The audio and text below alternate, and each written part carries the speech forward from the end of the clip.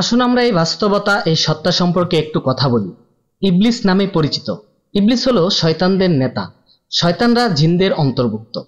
শয়তান হচ্ছে এমন কেউ যে আপনাকে সঠিক পথ থেকে দূরে সরিয়ে দেওয়ার চেষ্টা করছে। এখানে একজন ইবলিস আছে আর অনেক শয়তান আছে। ইবলিস সৃষ্টির কারণ কি? উদাহরণস্বরূপ ইমাম ইবনুল কাইয়িম তার বিখ্যাত বই শয়তানের প্রবঞ্চনায় 25টি পৃষ্ঠা এই প্রশ্নে উৎসর্গ করেছেন, কেন আল্লাহ ইবলিসকে সৃষ্টি করবেন? আমি আপনাদের সামনে সংক্ষিপ্তভাবে কয়েকটি পয়েন্ট তুলে ধরছি। ইবনুল কাইয়িম বলেন, আল্লাহ রাব্বুল আলামিন তার বান্দাদের পবিত্রতা চান। আল্লাহ ইমানদার, তাকওয়া ও তাওয়াক্কুলকারী চান। আল্লাহ সৎকর্মশীলদের তাকওয়া চান, আর সেই তাকওয়া ইবলিসের বিরুদ্ধে যুদ্ধের মাধ্যমেই প্রকাশ পাবে। এবং তাই আল্লাহ রাব্বুল আলামিন শয়তানের অস্তিত্বের অনুমতি দিয়েছেন। এটি এই কারণে নয় যে তিনি শয়তান পছন্দ করেন, কারণ তিনি তাকওয়া পছন্দ করেন, যা শয়তানের সাথে লড়াই করে আসে। আপনি কি কল্পনা করতে পারেন, যদি শয়তানের কোনো মহাজাগতিক শক্তি থাকতো, শয়তান যদি সৃষ্টিকৃত সত্তা না হতো, তাহলে আমরা কি করতাম?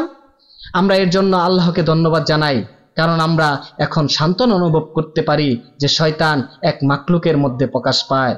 আর এই মাখলুক সর্বশক্তিমান নয়, এই মাখলুক আল্লাহ নয়, এই মাখলুক আল্লাহর সৃষ্টি। আর তাই শয়তানকে পরাজিত করা যায় যখন আমরা এই সত্তার সৃষ্টিকর্তার দিকে ফিরে যাই। আমরা যে সত্তাকে জেনেছি সেই সত্তার বিরুদ্ধে সতর্কতা অবলম্বন করতে বলা হয়েছে। আমাদের পিতা আদম আলাইহিসসালামের গল্পে আমাদের সকলের জন্য একটি শিক্ষা রয়েছে। ইবলিস মানবতার কাছে অপরিচিত নয়। কল্পনা করুন, যদি আমাদের এমন কেউ থাকে যে আমাদের প্রতি কোনো শত্রুতা দেখায়নি, আমাদের কোনো ক্ষতি করেনি, আমরা বলবো এই সত্তাকে ঘৃণা করব কেন? কিন্তু আল্লাহ রাব্বুল আলামিন তার প্রজ্ঞাতে এই সত্তাকে আমাদের মা ও বাবার পতনের কারণ করেছেন। একই সত্তার প্রতি প্রত্যেক নবীরা যুদ্ধ করেছেন। তাই এই একটি বিশেষ সত্তা যা ইতিহাস দেখিয়েছে যে এত ক্ষতি করেছে। তাহলে কিভাবে আমরা সতর্কতা অবলম্বন করি না? কিভাবে আমরা এই সত্তার প্রতি রাগ অনুভব করি না এবং এই সত্তা থেকে বাঁচতে আল্লাহর দিকে ফিরে যাই না? ইবলিস নামে পরিচিত এই সৃষ্টির বুদ্ধিমত্তার মধ্যেও আমরা আল্লাহ রাব্বুল আলামিনের ক্ষমতার বৈচিত্র্য দেখতে পাই। তিনি সর্বোত্তম থেকে সর্বোত্তম সৃষ্টি করেন। তিনি জিব্রাইল ও মিকাইলকে সৃষ্টি করেছেন এবং তিনি ইবলিস ও জিন সৃষ্টি করেছেন। তিনি নবীদের সৃষ্টি করেছেন এবং তিনি ফেরাউন ও আবু লাহাব ও তাদের বাকি সকলকে সৃষ্টি করেছেন। এখানে আল্লাহ রাব্বুল আলামিনের কুদরত প্রকাশ পায়, আল্লাহর শক্তি প্রকাশ পায়। আর এতেই আমরা স্রষ্টার মহিমায় বিস্মিত। সত্যিকার অর্থে মন্দ সৃষ্টি করা হয়েছে বলেই আমরা ভালোকে উপলব্ধি করতে পারি, আমরা সৌন্দর্যের প্রশংসা করতে পারি যখন আমরা ঠিক কুৎসিত কিছু দেখি। রাতের আধারের পরে আমরা দিনের উজ্জ্বলতাকে উপলব্ধি করতে পারি। সুতরাং এই বৈচিত্র্য থাকার কারণে আমরা একটি সত্তা কতটা খারাপ হতে পারে তা জানতে পারি। দিনের শেষে ইবলিসের সকল শয়তানি অযৌক্তিক, সে যাই করুক সে জাহান্নামী। ভাই ও বোনেরা, এই দিকে মনোযোগ দিন। এটা আমাদের নিজেদের উন্নতির জন্য থেরাপি স্বরূপ। কেমন করে? তাহলে শুনুন।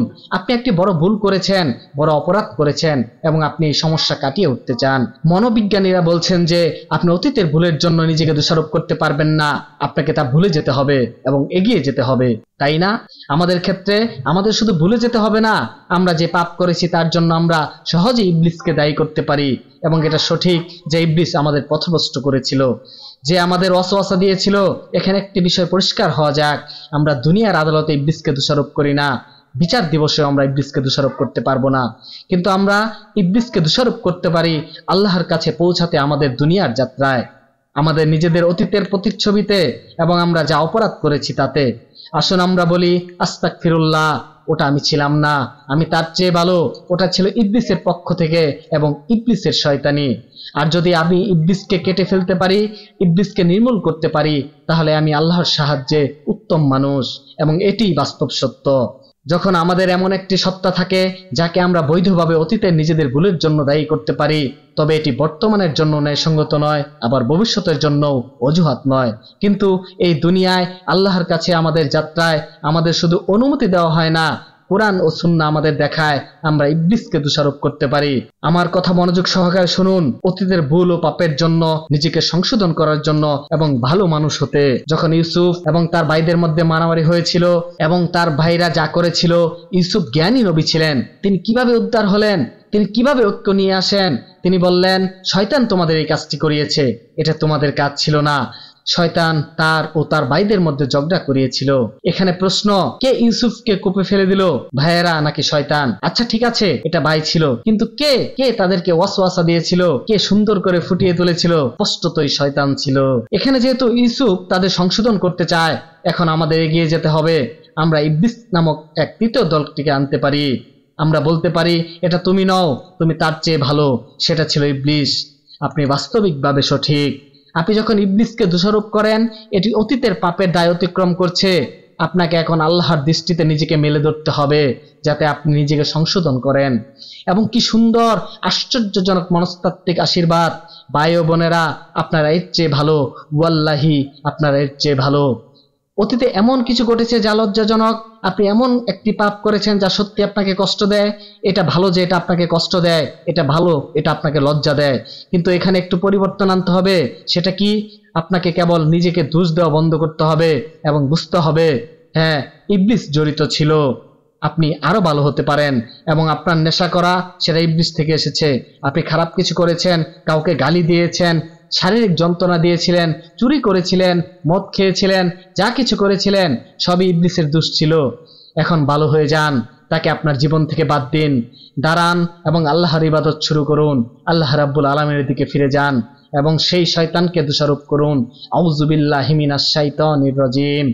দোষারোপ করুন শয়তানকে। আপনি একজন ভালো ব্যক্তি। সৃষ্টিতে এটি একটি সুন্দর সত্তা, কেননা মানুষকে আমি উত্তম রূপে সৃষ্টি করেছি। আল্লাহ আমাদেরকে সুন্দর করে উঁচু মর্যাদায় সৃষ্টি করেছেন। অতঃপর শয়তান ওয়াসওয়াসা দেয় এবং শয়তান বিপদগামী করে। তাই আমরা শয়তান থেকে মুক্তি পাই এবং ফিরে আসি আহসানি তাকিম। আল্লাহর দিকে ফিরে আসুন। এই খারাপ জীবন দ্বারা ত্যাগ করুন, যে জীবন দ্বারা শয়তানের, এবং ইনশাআল্লাহ তাআলা শয়তানকে পরাজিত করবেন এবং শয়তানকে পরাস্ত করবেন। এভাবেই আমরা আবার ফিরে যাব যেখান থেকে শয়তান আমাদের আদি পিতামাতাকে বহিষ্কার করেছিলেন।